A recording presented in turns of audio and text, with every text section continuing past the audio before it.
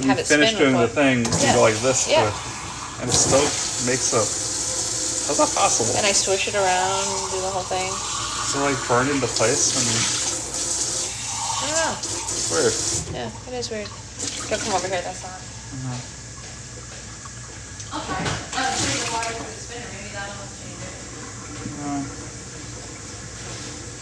Odd. What, honey? That's just odd. Yeah, it is weird. I don't really get it. Flaw in the system, perhaps.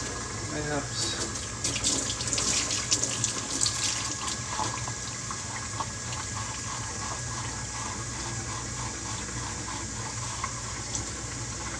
Flaw in the system.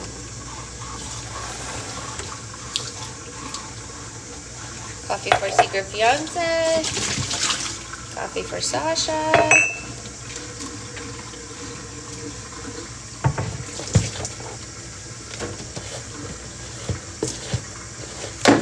Now, collagen for secret fiance. Collagen for Sasha. What'd you say, honey? When I use that thing, it doesn't happen.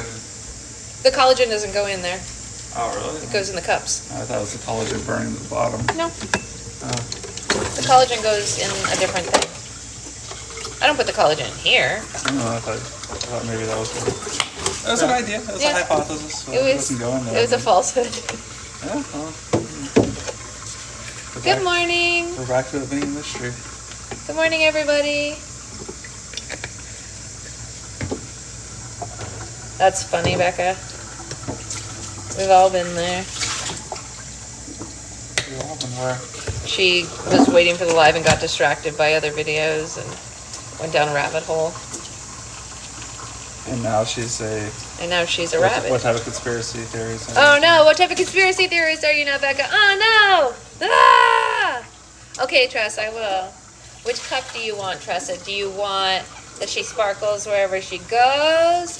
Do you want the strawberry mug? Do you want thank you for being my uncle?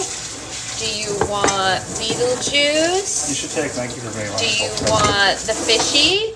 If you get the fishy, you can only get like a double espresso or something like that. You can't have a full coffee. It won't hold a full coffee, but you could have the fishy. He's very cute. Full coffee in that before. Really? Yeah. A full cup of coffee? 7 ounces? Tressa wants the uncle cup. So I'm going to make her the thank you for being my uncle coffee. It's a good choice. It's a great choice. I knew you were the best uncle all along, Tressa. Whoa. Tressa's the best uncle, you guys. Everyone give Tressa a round of applause for being the best uncle in the world. Yay! Hooray, Tressa! Best uncle in the world. We love to see it. What's your prize for being the best uncle, Tressa? Oh my gosh, coffee smells so good. Very exciting.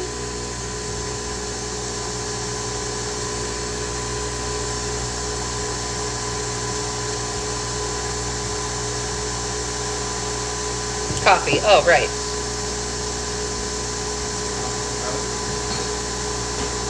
That's really funny. Oh no! Oh no! What have I done? Oh God, that's yours. I'll move the camera. Sip it. Hurry. They can't see you. No, I moved the camera. I made a mistake. A grave error in judgment. I don't understand what happened. It's a long story. Okay. I'm tormenting this poor man today. He's like, I'm done. Never mind. Unengaged. Thank you. He has tormented me since I got up. I'm sorry. Wait, really? Oh. What's going along with your story? Yeah, that's right. I tormented him since he got up. Here you go. That's your I coffee. wonder what it tastes like. Deliciousness. Oh, you already tasted it. I get it. That's funny, honey.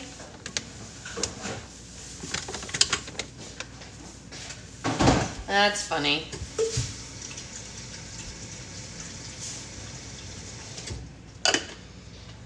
Use hot water or do you put it stuff in there? No. Was it already heated up? Yeah. Oh, well, it's going to get used right now anyway, so it's not really a big deal. Oh, it's funny. Very funny. How's everyone doing today? What's everyone doing today? Anything interesting? I did. I made too much. Is anyone doing anything interesting? Can I take a nap? Sure. Apparently Amanda also needs a nap. Everybody's so tired?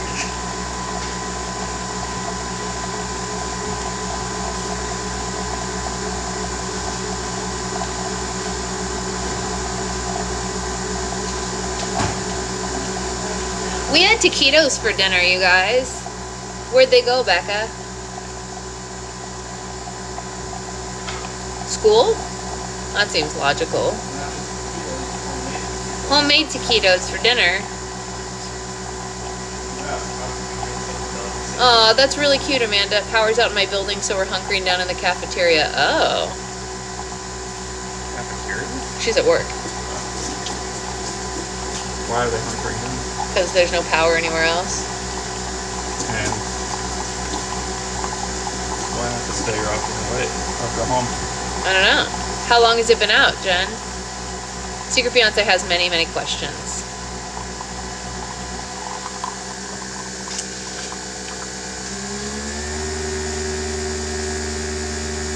The children are at school. When the children go. Like rolling blackouts. Uh-huh. Blackouts here. Los Angeles. Uh-huh. In our building. Yeah. We would just kind of like wander off and just like Yeah. leave the building and just go out Yeah. for a while. I believe it. I believe it. And then you'd be like, I don't know, send us a text if the power comes back on. Yes. We're gonna go to a restaurant or something. Yes. And then eventually you'd be like, after a certain amount of time, you'd be like, actually, I'm going home. See you tomorrow. Right. Yeah, when that was happening, we got like one summer we got to leave work like, you know, like probably like 8 to 10 different times and go home like for the day, like a bunch of times too. Pretty nice. Yeah. I say bring black. No, actually I don't. No, I don't get anything out of it. Yeah. Don't bring back rolling blackouts. If I don't get up, you're going to be telling a bedtime story. Uh-oh. Yeah, no, I mean, you can't really work without power. It's true. It's true. All right, well. If we didn't have power, you could still do part of your job. Yeah, part of it. As long as the water heater still worked. If the water heater wasn't working. No, I'm talking about like writing. Oh, yeah, I could write on paper, sure. I was thinking about making slime. I could still make slime even without power, but I would need to be able to heat the water. Well, then you could. Right? What? Then you wouldn't be able to. If the water heater wasn't working, you're right, I wouldn't be able How to. would you get water heater? The water heater requires power though. Oh, then no, I couldn't do it. I guess I could package slime. I don't know. All right, everybody, it's time to wake up. Grab your coffees. It's time to read.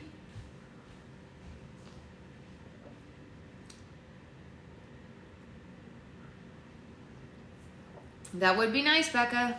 That would be nice. All right. So, I'm good. How are you this morning?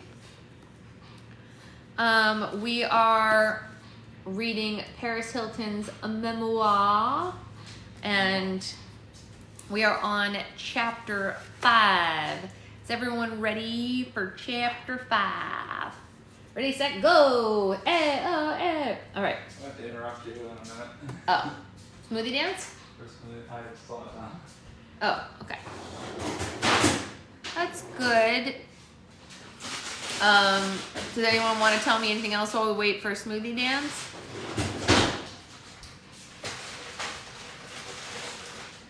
I have the hiccups. which is, you know, Normal.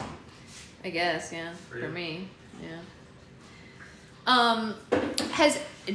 I did, Becca, I did, on Saturday.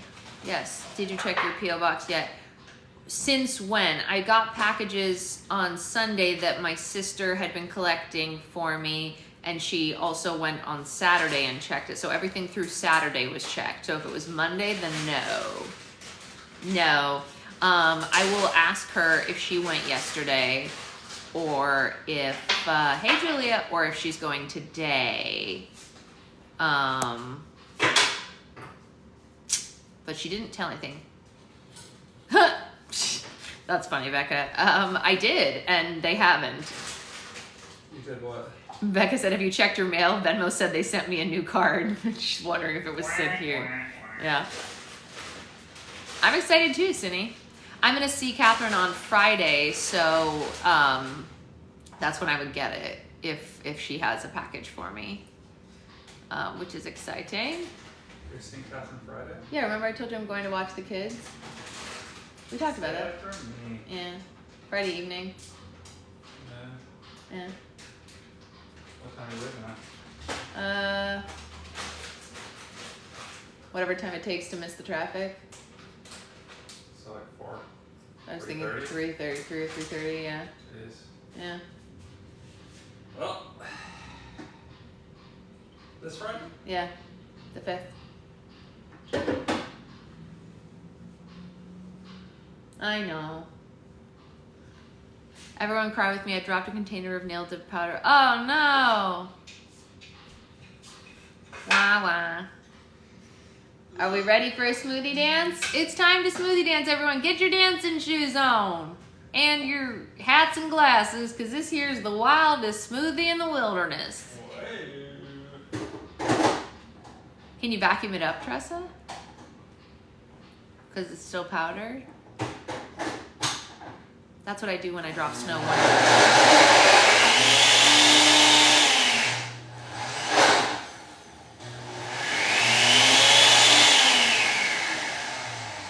Failed almost instantly. Yeah. Shake, shake, shake, shake, shake, shake, shake your smoothie.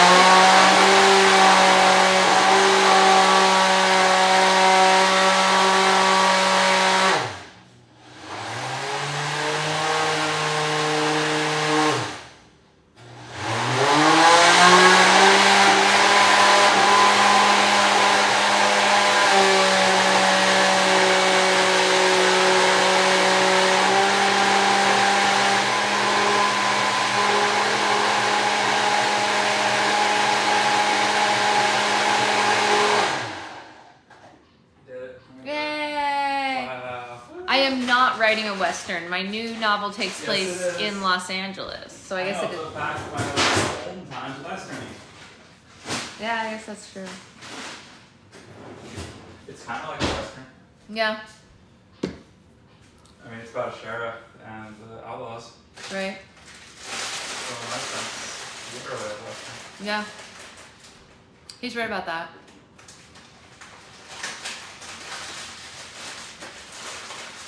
Good morning. All right, chapter 5. Papa told me that for more than a decade, his father kept a picture of the Waldorf Astoria Hotel under the glass on his desk. On this yellowing photograph, Connie had written the greatest of them all. The story of how Conrad Hilton studied, pursued, purchased, and restored the Waldorf is like Moby Dick with soaring limestone monuments to Art Deco instead of a great white whale.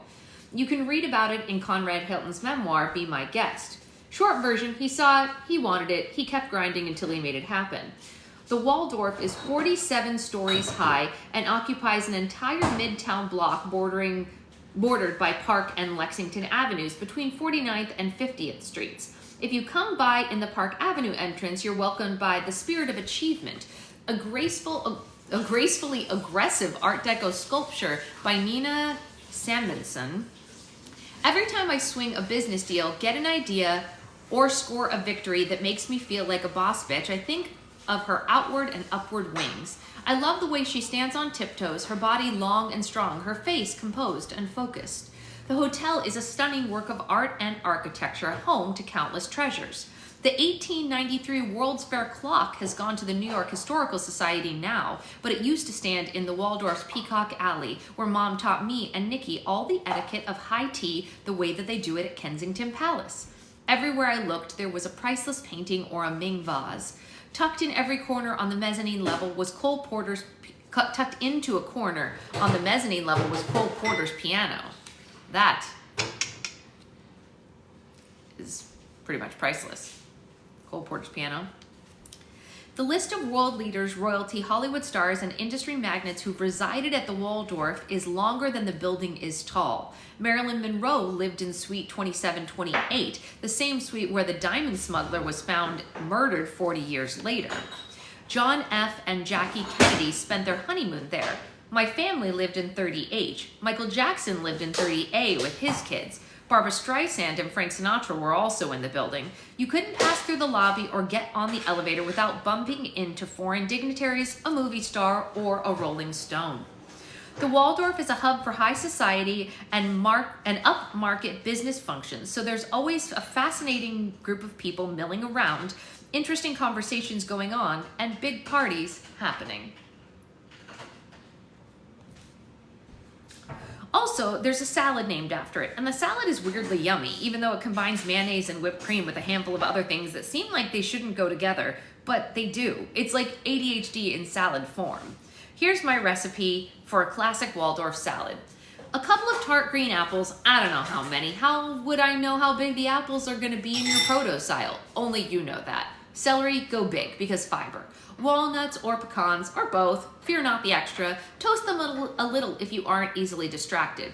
Red grapes, however many you don't eat while making the salad. Sugar, probably just a little. Salt, let's say a pinch, because pinch is fun to say. Mayonnaise, it sounds gross, I know, but blop some in there, you'll thank me later. Whipped cream, or Cool Whip, I'm not a purist. I suppose you could substitute Greek yogurt and make the dressing on the side, but why not just embrace it? Sprinkle it with edible glitter or pink sea salt and serve. Voila, Waldorf salad. You're welcome. Now, back to the Waldorf. My family had moved into the sick apartment at the Waldorf while I was in Palm Springs with Graham Cracker, and I was hella jealous. How could I not be? You have to understand, this was not like a hotel room or even a hotel suite. This was a 2,500 square foot condo with Italian marble, Art Deco, architectural details, stunning light fixtures,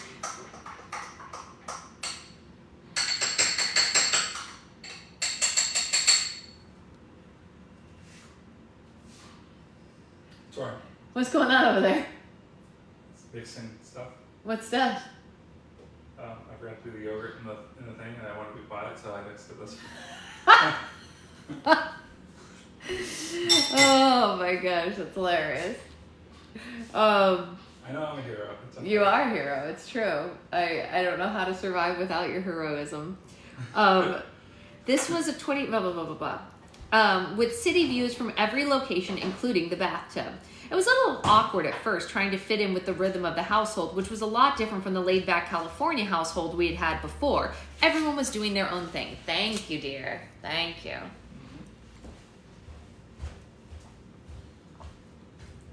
Delicious. So tropical. And I didn't really have a thing right away. Mom had created beautiful rooms for me with white linens and a fluffy pink rug and all the dolls and stuffed animals that I loved when I was little. The only problem was I wasn't little anymore. A lot had happened. I was 15 now, in high school, and I had my own ideas about what I wanted in my life and my personal space to look like. But I kept this mostly to myself. I didn't want to seem ungrateful because I was so grateful, so damn grateful. Grateful to be home, grateful to be loved, grateful for the family sounds around me. My adorable siblings, I loved them so much. I loved watching cartoons with my little brothers who bounced all over and climbed on me. I loved running around the hotel with my little sister who swiped my clothes and tried to boss me around. I loved my parents who were always busy with interesting things and still made time to scold me about school and etiquette and blah, blah, blah. I'm not being ironic here. I was happy to be back in the arms of my perfectly imperfect family. I wouldn't have changed a thing about any of them. I was like, wee, thank you, God. Believe me, I was fully aware how blessed and fortunate I was. The whole block was alive with activity and excitement 24/7. Sometimes Nikki and I got dressed up and invited ourselves to parties, or we'd sneak into an empty ballroom after a big event, running around in our PJs and bare feet, picking over the fancy dessert carts and checking out the leftover gift bags. It was a candy land for two teenage girls who were increasingly obsessed with fashion, music, and art.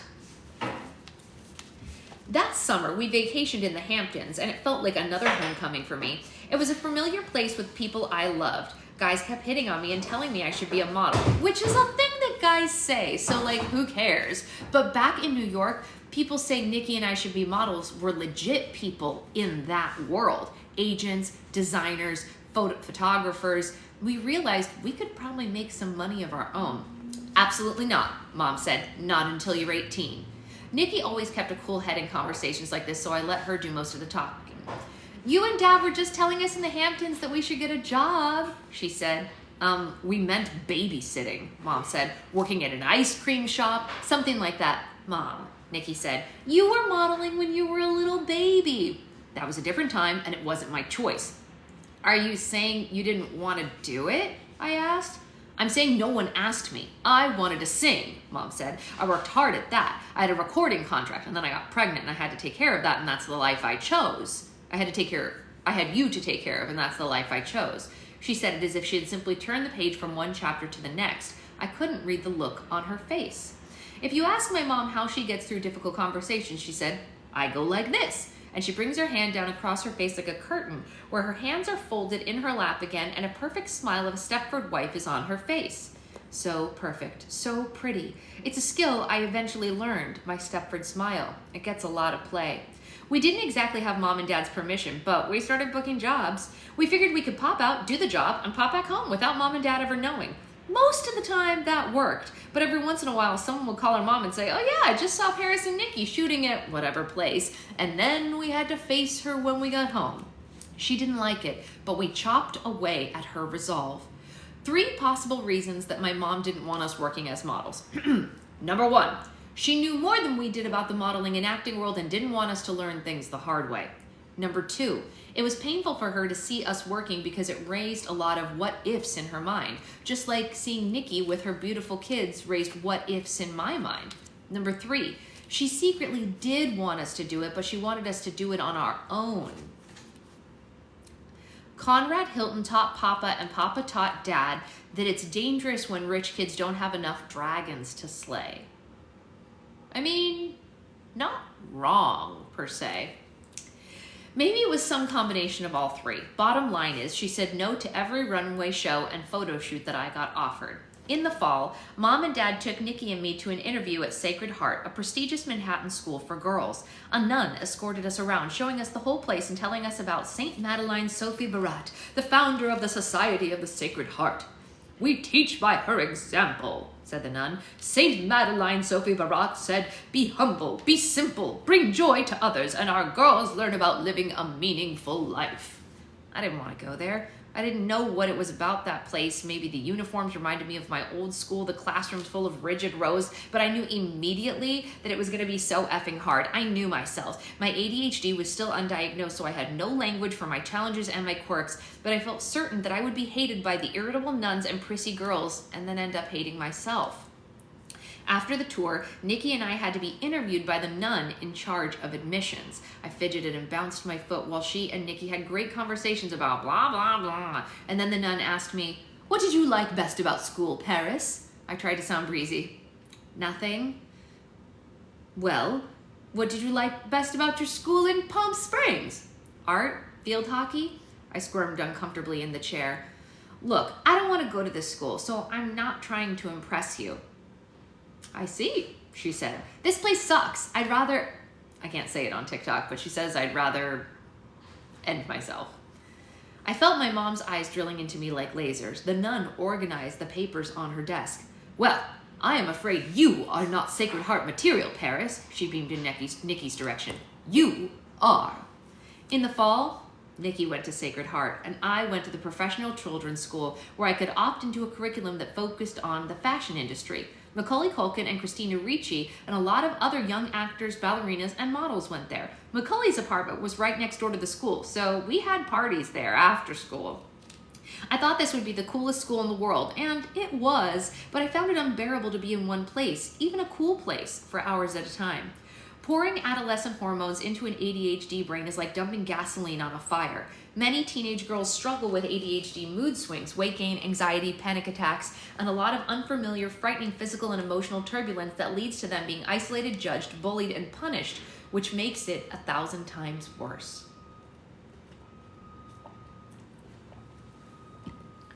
I felt like there was a snake pit inside me. It was impossible to keep my mouth shut and my hands still, even though I was inwardly commanding myself, mouth shut, hands still, and digging my nails into my forearms. Sometimes it was just too much. I just had to take off and walk around New York. I jogged along the path and played with random dogs at the park. I trotted down Fifth Avenue and went by the windows like a slideshow, something colorful, something wonderful at every store. My parents went away for a couple of weeks so Dad could take care of some overseas business. Baron was 7 and Conrad was a toddler, so the nanny had her hands full, and I had plenty of space to do whatever I wanted. Even more freedom than I had in Palm Springs, and New York was 1,000,000 times more fun. I waited for Nikki to get home from school and said, let's go out. She was ambivalent. I'll go out Friday, she said, but not on a school night. Come on, why not? Because I'm not a moron and I want to get good grades? Nikki was 13 and kind of bossy. She frequently forgot who the big sister was around here. Whatever. I went down to the Waldorf lobby and grabbed a copy of Time Out New York. I flipped to the back where they listed everything going on in the city at night. Every kind of music you can imagine. Jazz, pop, karaoke, classical, all sorts of quintessential New York happenings, gallery openings, drag competitions, performance art, fashion shows. Best of all, they listed all the clubs, DJs, and underground raves. Time Out New York became my daily homework assignment. I got good at scoping out the best parties and music and DJs. I slept in most days and spent a couple hours playing with Baron and Conrad or talking on the phone in Nikki's room while she did her homework. After everyone went to bed, I headed out with just enough cash in my pocket to grab something to eat on the street. Party people didn't show up at the clubs until midnight, and you couldn't really know where the raves were happening until bar time, so midnight was the sweet spot. Plenty of time to pop into a few clubs and overview the situation before bar time. Like the song says, you don't have to go home, but you can't stay here. A group of us would jam ourselves into a cab or hop on the subway and go to a warehouse or an abandoned shopping center or a defunct department store to dance and go wild until morning. The music pulsed so loud that there was no way to make conversation, but that was okay. We didn't need words. It was about the feeling, freedom, abandon, adrenaline. I wanted it to go on forever, but eventually, sweaty and exhausted, I found my way back to the Waldorf, slipped past the doorman, and leaned against the cool, clean elevator wall until the doors opened. I went inside as quietly as I could, took a shower, fell into bed as everyone else got up and got ready for school. It was easy to lose track inside the brick walls and blacked out windows. When raves went later and later, and it was so late it was early again, I figured it was better not to go home at all. I crashed at a friend's house, slept all day, and went back out the next night. Thank you. One morning, I got off the elevator and found my parents waiting with a hybrid look of rage and relief on their faces. Mom was devastated, wrecked with tears. Seeing how hard it was on my mom made Dad even more furious. Where have you been? Do you know what we've been going through? Do you know what we've been imagining? I was so tired. I just wanted the confrontation to end, so rather than try to explain, I apologized and promised it would never happen again. And I wanted to mean it. I hated how I'd hurt them, but I felt like they should just trust me to take care of myself and be cool with it. Obviously, that was totally selfish and idiotic. Why would any parent be okay with that? I certainly wouldn't be okay with it as a mom, but I tried to sell it to them. Calm down, it'll be fine. There are predators, Mom said. Predators out there waiting for girls like you. No one's gonna mess with me, I said. Not with the paparazzi always hanging around and taking pictures. What?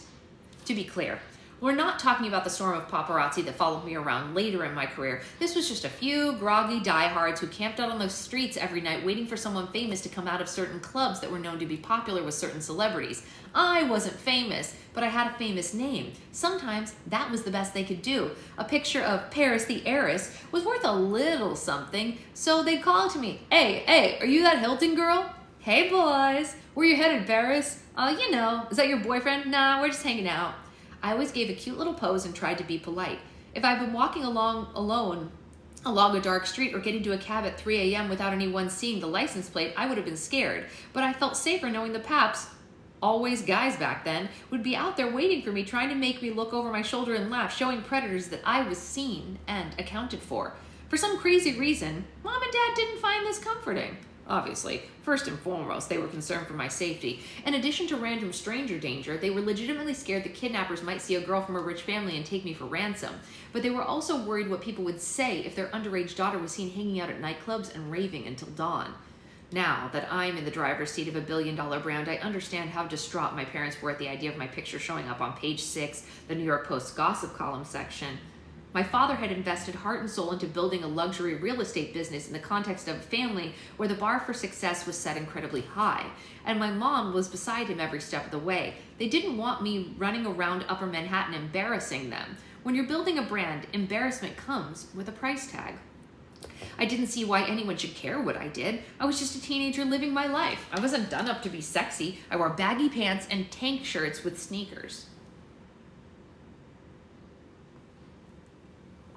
My hair was cut short in a cute little bob, just long enough for Cindy Lou Who pigtails, and I kept my makeup natural because I danced like I was running a marathon 4 nights a week. When you're sneaking in and out like I was, you need the skills to be a ninja. So I wasn't interested in getting trashed. I just wanted to be a part of the scene and dance with the rest of the ravers. I walked around sipping Sprite from a champagne flute and holding an unlit cigarette between my fingers.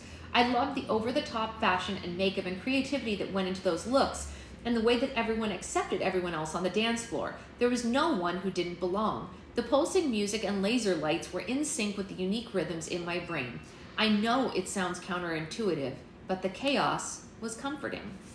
Meanwhile, my parents were getting calls and emails from my school, so they were unhappy.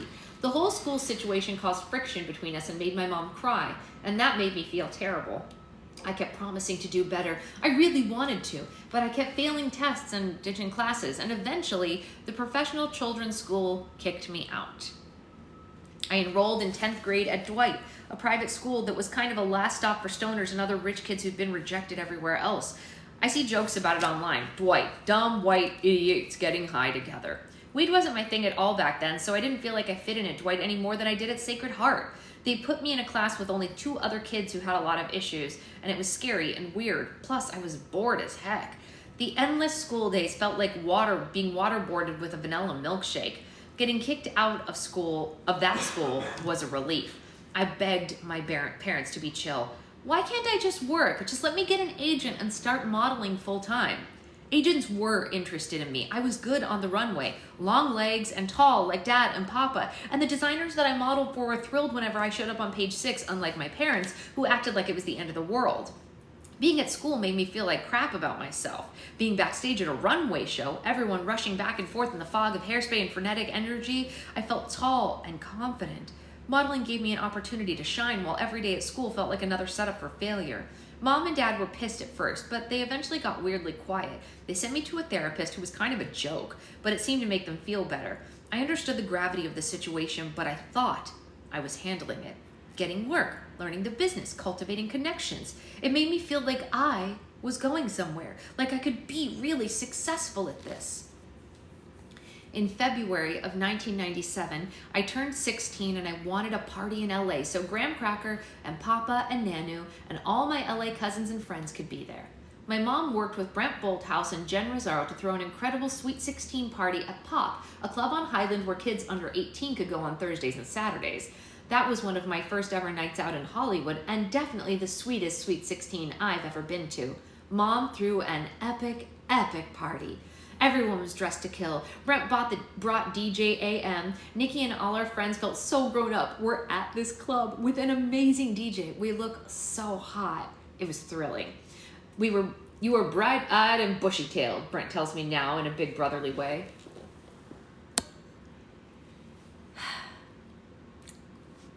There it comes again, the restriction.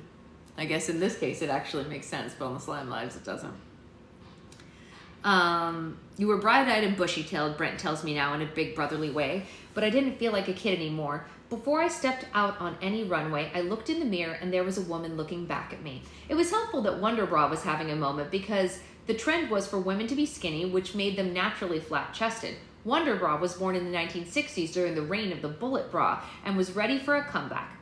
I embraced that dynamic and made it work for me. And later on, in 2015-ish, I designed my own dream push-up bras under the Paris Hilton brand. I have to be careful wearing push-up bras these days because they always spark rumors that I'm pregnant, and most annoying thing that could possibly happen when you want to have a baby is constant Twitter and tabloid rumors that make people go, Paris looks pregnant. Paris, are you pregnant? Paris, still not pregnant? How about you now? You look kind of pregnant. Why aren't you pregnant? Ugh, stop talking. It's beyond. Wait, what were we talking about? Oh, reverse engineering for a second. Wonder Bra, Bolt House, right, Sweet 16. Yes, okay.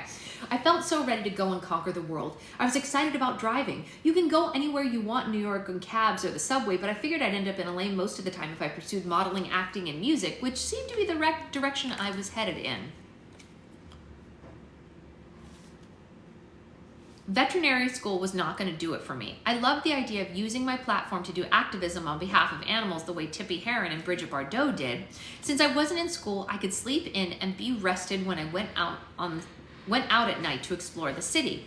There was always something interesting going on. Beautiful clothes to look at, fascinating people to watch, dancing to be done. The challenge of sneaking out was like a game, and I was good at it. When 30H was dark and silent, I tiptoed down the hall in my tracksuit and sneakers. I dragged my friends out with me if they were willing to go, and I made a lot of new friends who were night owls like me. Mom and Dad were killing it, running multifaceted business endeavors and managing massive teams, which should have made it easy for me to come and go as I pleased, but Mom's a smart cookie. If she found a business card or a cocktail napkin with a phone number on it, she changed the 1 to a 7 or the 3 to an 8. I'd call these people and they'd be like, what the hell?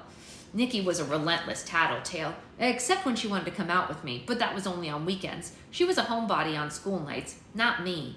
When the school year ended, we went to the Hamptons where everyone was calmer and happier, in beach mode, until we heard that Princess Diana had been killed in a mad car chase fleeing the paparazzi.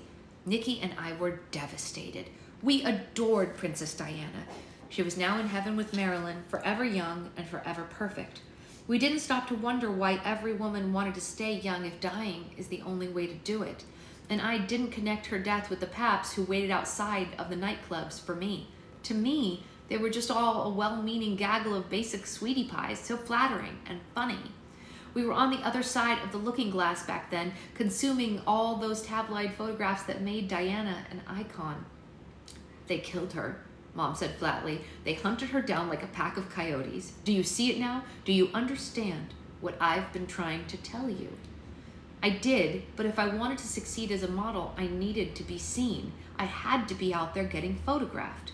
We went back to New York, and as my parents feared, pictures of me did start showing up in tabloids. Dad was silently irate. Mom cried daily. They raged that I was breaking their hearts, becoming a bad influence on my siblings, throwing away my life, acting like a spoiled, out-of-control brat. It's the same dialogue over and over and over again. Them. What are people thinking right now? That we let our children run around town all night? What are we supposed to do? Move to the moon? Me, oh my God, leave me alone. I'm so sick of this conversation. It was brutal.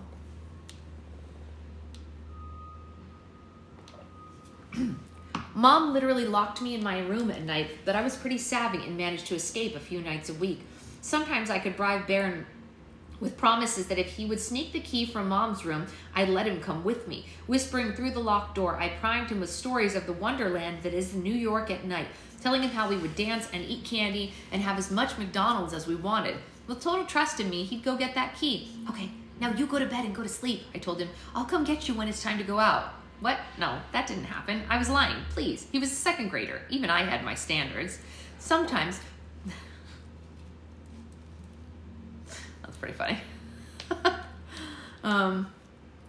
Sometimes party nights went on for days, and I came home to find Mom sitting on my bed crying.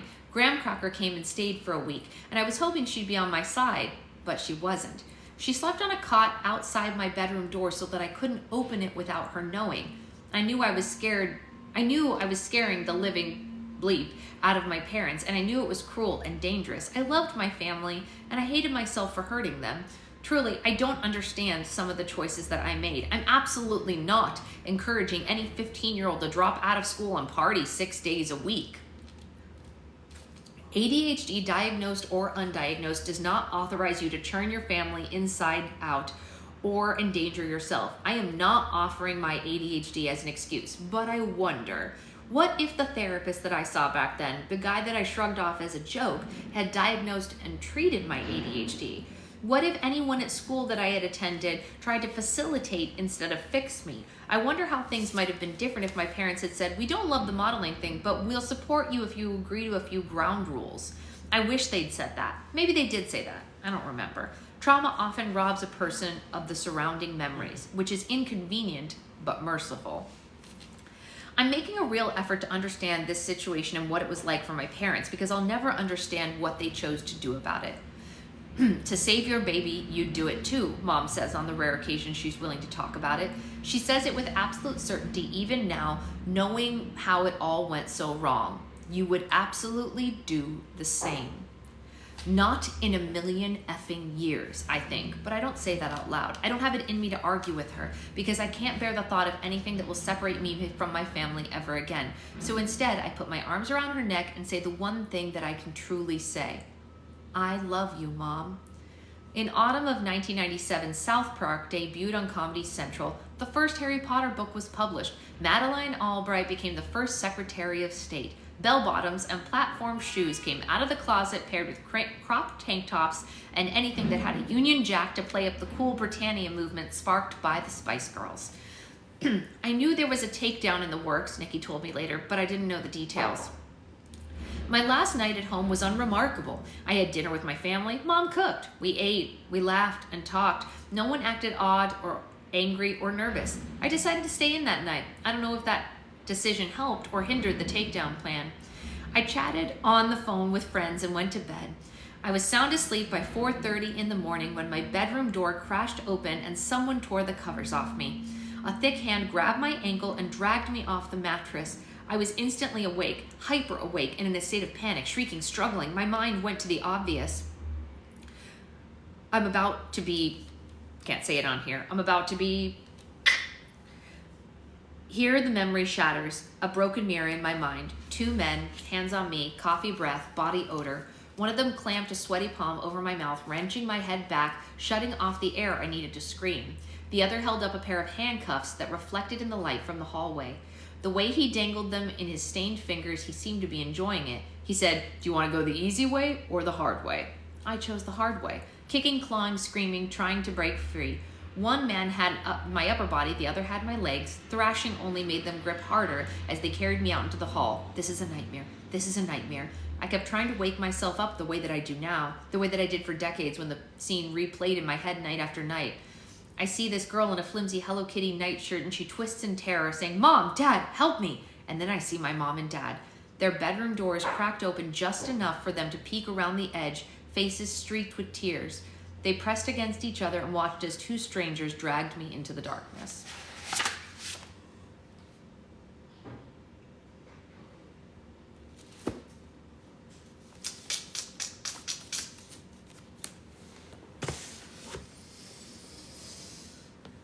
Yeah, could never.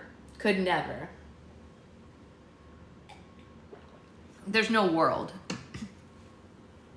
Not even my own children, like any of the kids that I know, I would be like, yeah, no. I mean, we read 6 days a week, Sarah. We read every morning except Sundays. I take Sundays off of book club. Thank you for asking, by the way. I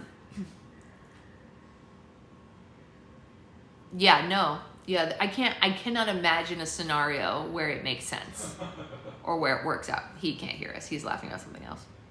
I cannot imagine. Yeah. A scenario where it makes sense. You know what I mean? And obviously, we are speaking with the hindsight of like the modern way of thinking about these different disorders. Oh, Anya, I'm so sorry. Yeah, he has bad timing because he's got his headphones in. But still. Oh, really? Really, Jen? I wonder if, yeah, it's wild. It's wild to even consider. Wild, wild, wild. All right, I'm gonna go. Oh yeah, exactly. Even if they weren't taking, I mean, like, why? But like, the thing that I don't understand is, even if you're gonna go to one of those places, why do it in that traumatic way? Why not just like drop them off there like you're dropping them off at boarding school? Why not like go in the car with your family, say goodbye, and give them a kiss on the head? Seriously, Cindy, seriously. Like, the like takeaway in the middle of the night thing never made any sense to me. Like, why even do that part? Yeah, Jenna, we'll have to watch it. Oh, thank you, Sarah. I appreciate that. That's very kind of you. If you're interested, I have a book account for my own novel. It's Sasha Quinn Books, if you're interested in more. Oh, hormone headache. Yeah, well, yeah, those are all, like, truly awful. So what I was going to say was, I'm going to get going because I have to get started with the work day and also need to do my writing for the day. No, actually, now that you mention it, I'm not sure that it is, Sarah. That's a good question. How much longer till we get to read your book on here? I want to do the audiobook first. I want to get through that first, and then we'll do it on here. But yes, we will. But I want to record the audiobook for it first, I think, and have that available, because that way, if people miss a chapter, they can use the audiobook, you know? That seems like the right thing to do. So what I was going to say is, I will be back at 4:30 today. We'll be on here with John. Yeah, same, Becca, same. Yeah. I will be on here with John at 4:30, and we will be making slime, talking books, the whole kit and caboodle. And I'm in Pacific time zone. Yeah. John is in Central, but he's coming on at 4:30 our time. We're going to make the 2 slimes for this restock that are based on his characters, and we'll talk about books, and all sorts of fun and exciting things will be happening. And ooh, that's terrible, Cindy. Truly terrible. Oof. All right, so if you sometimes, yeah, true, Becca. Sometimes when you get off of a live, it asks you a survey if you think that this live was good. Because I've been getting those restriction things lately, would you just like mark it as appropriate? Because like, we don't do anything wrong. Someone's clearly reporting us. Some angry person is angry that we're here. So if you guys could help out with that and make sure that TikTok knows there's nothing inappropriate in my lives, that would be super and helpful. And if you haven't followed Sasha Quinn Books, please consider doing so that we can do book club on the book account and not have any kind of worry that it's gonna mess up either account, like that neither thing will cross. But I need 1,000 followers on the book account to be able to do that. So that's the whole kit and caboodle there, and I'll see you guys this afternoon. Bye, guys.